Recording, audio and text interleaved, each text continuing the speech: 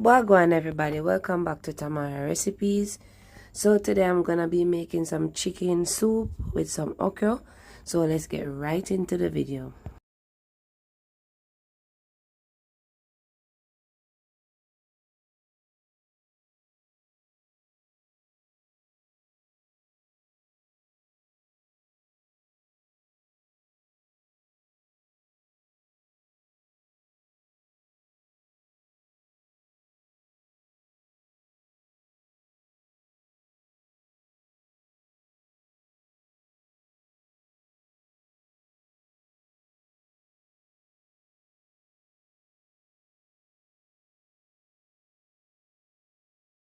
So at this point I'll be adding my okras.